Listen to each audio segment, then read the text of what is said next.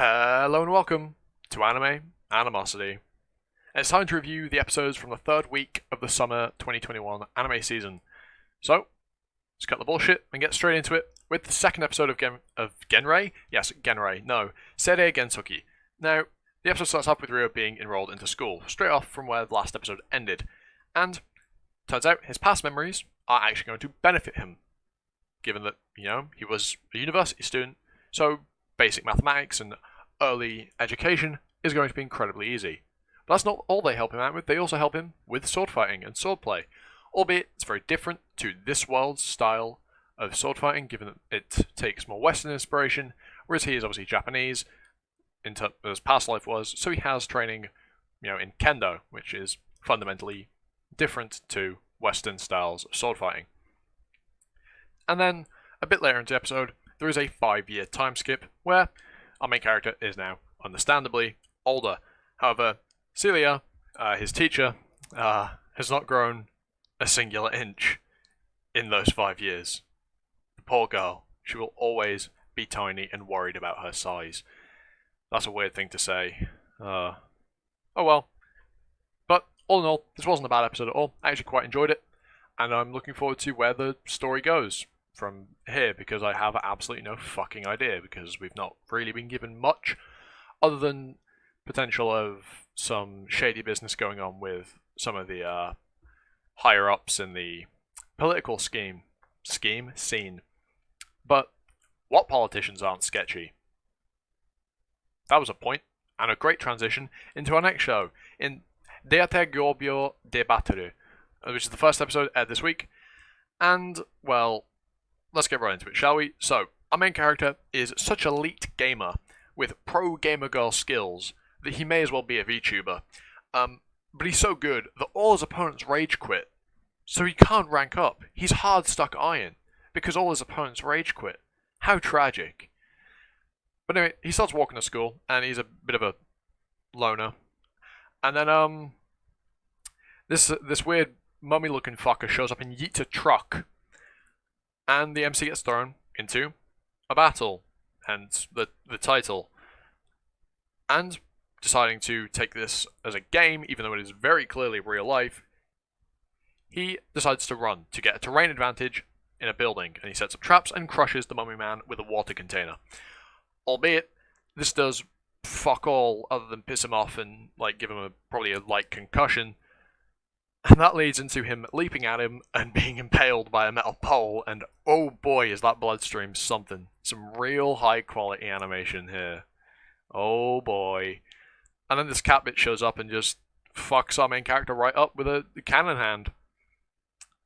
Well, that was a short show. Or at least it would have been if that's where it ended, because it isn't. And now they've all been taken into this weird room, and they've all been given powers. Very similar to Darwin's game, and it is a death game anime, if you couldn't tell. And remember how I said that the main character was quite edgy and lonery? Yeah, well, he's loving this shit because this is the game that will let him escape the quote-unquote boring reality that he's found himself involuntarily living in. But yes, I did mention that this the show gives heavy Darwin's game vibes. That's because it's a death game show with, special abilities. And the abilities are unique to everyone. It feels very Darwin's gamey. Honestly, from the first episode, it's not as good as Darwin's game, but that's just my opinion. But I did also quite like Darwin's game, so that might make me a slightly bit biased. Now, I didn't dislike the episode, and to be honest, my only real gripe is the fact that the visuals are a bit mid, and they're not really my style. But I do quite like the main character's power, and it'll create some interesting, or should create some interesting developments for fights in the future. But we'll have to wait and see how that goes, and whether it ruins itself or not. Speaking of something that could have ruined itself, but didn't with its second episode, it's Tsukimichi, which I actually quite liked. It continues straight off from where the last episode ended, and we learn a lot about Shen, and a tiny bit more about the world. And in this episode, Shen, using her pocket dimension that she just so happens to have, transports the orc village into this other dimension so that they can, prosper in a better landscape because it's now very nice and stuff. We also get a glimpse into the main character's memories and his obsession with catgirls, but that's not important. Toward the latter half of the episode, we are introduced to a giant spider. I don't like spiders, but she ends up, like Shen, forming a contract, albeit this time unconsensually, with the main character and getting a human form. So we now have two girls that are alongside the main character. One a dragon, one a psychopathic spider. But all in all, I actually really like this episode. Even though it is a very generic isekai, it is quite enjoyable. And I look forward to seeing more of the show as it comes out every week. And honestly, recommend you check it out if you like your isekai. Okay, next up we have the third episode of Peach Boy Riverside. And this episode was, actually quite good. I did really quite enjoy this episode. So, where's the start? Well, Mikoto and Sally, the two Momotaros, meet for the first time in the series, which is, I believe, their second meeting in terms of overall story. And that's great. They get to talk and reminisce. But we also get introduced to a new girl that seems to be alongside Mikoto in Sister Milia, who just so also happens to be an Oni who has lost her powers. So Mikoto doing that to the one in Sally's party that I still don't know the name of wasn't a one-time deal, which is very nice of him, isn't it? But anyway, she's also running him out of house and home with the amount she eats, and he has no money. Poor man. Women are expensive. Was that in Sally? Probably. But anyway, this episode we're also introduced to what is likely to be the main antagonistic force in this organization and the 100 Oni gathering. Now, we're introduced to Sumeragi and a god, the god of masks, who I don't have the name written down for, which is problematic. Well, guess we'll just not have a name in it. But yes, through this organization we find out how big of an impact Mikoto has had on the world. In fact, he has annihilated the Oni's influence on the world, which is quite impressive for just one man. Now, Sumeragi, who I believe to be the guy leading the 100 Oni gathering, is seemingly unaware of there being two Momotaro, given that he says, in reference to Mikoto, that he killed Set, even though it was Sally that did. But that might just be him withholding information from the rest of the Onis at the gathering, because he very clearly knows who Sally is, and offers her a choice, which is where the episode draws to a close. And this choice will most likely not matter, because something will happen to interrupt it, because if it did, it would have massive story ramifications. So I doubt something like this big of a choice will follow through just yet. But maybe it will later on in the series. I don't know. But I get vibes that it won't quite go anywhere just yet.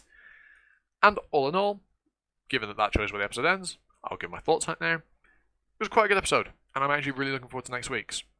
Judging by the mouse score, which I won't display on screen, this show isn't actually seemingly that well received, but I actually think it's better than some of the other shows that are airing this season. I do actually quite enjoy it. It's very generic. Well, generic's probably not the right word. It's very cookie cutter, but then again, that's also the same thing as generic. But yeah, I do quite enjoy this show, and I'm looking forward to seeing where it goes. It could very easily fuck itself sideways, but we'll have to wait and see if it does that.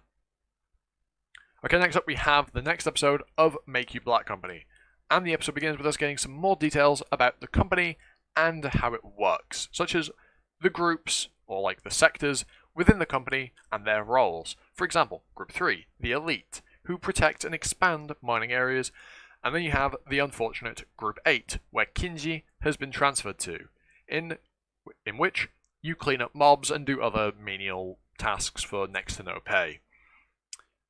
Yeah, this really is starting to seem like a social commentary on Japanese work society, but maybe I'm reading too much into it and it's not meant to be something like this.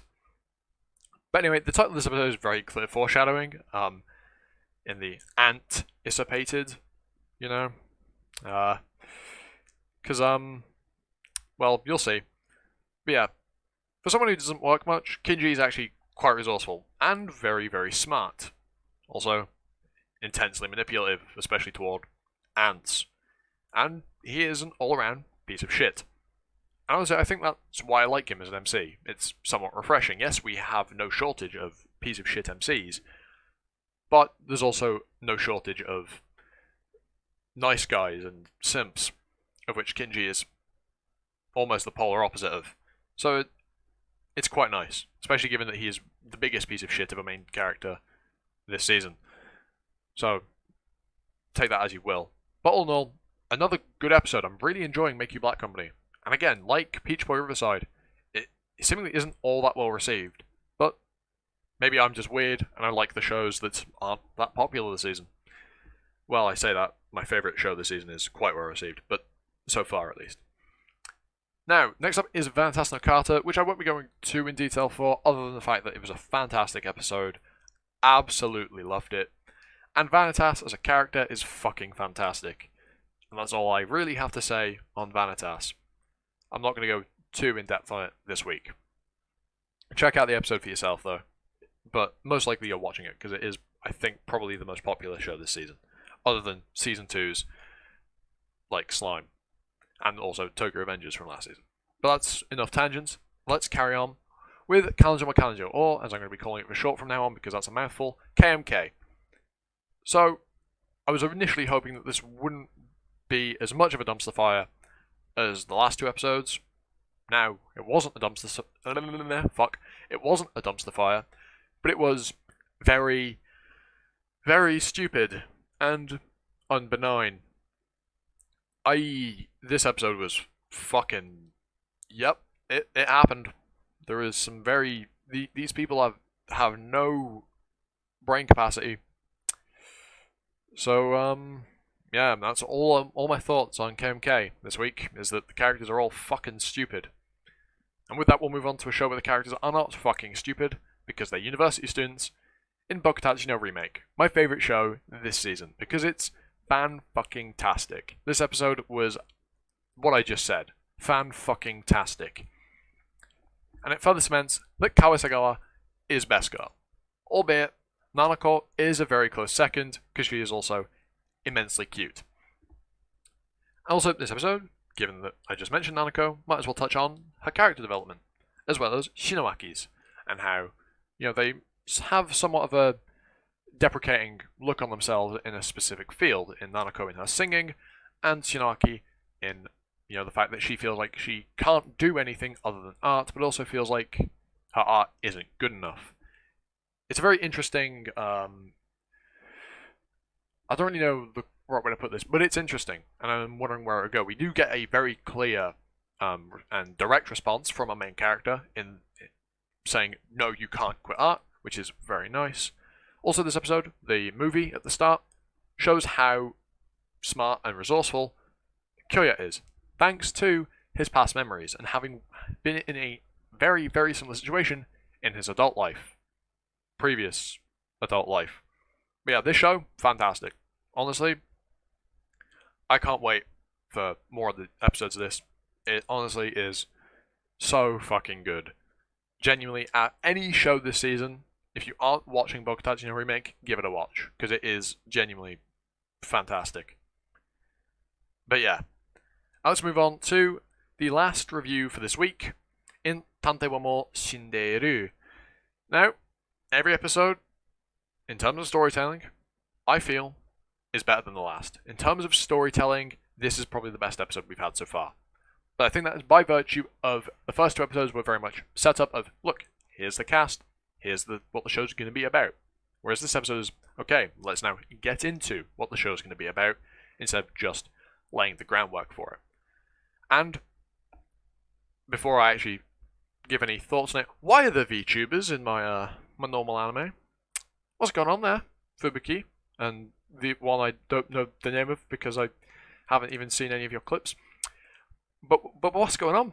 It's kind of sus. I just said sus in 2021. Fuck. But yeah, this episode was absolutely fantastic. It sets up a really good mystery, and the ending of the episode very much gives us a hint, or perhaps even Well, it gives us a very large hint at the answer to the mystery this episode sets up. I won't spoil it in case you haven't watched the episode yet, although it'll have been nearly a week since the episode came out, so you probably will have. Now, this episode has does have a very important part to it, and that's Natsunagi saying that she won't voluntarily die and leave Kimi alone, which are words he probably really needed, or at least wanted, to hear after losing Siesta, and the fact that Natsunagi has Siesta's heart. Those words may not seem like much, but they probably do really matter to Kimi, and will probably keep him motivated, well, maybe not motivated, but ease his worry with things going into the future, given that, well, the demi-human things, the whatever they were called, could very easily kill her because she's just a regular old high school chick with a weird heart, but she's still just a regular old high school chick. But yeah, this episode, really good.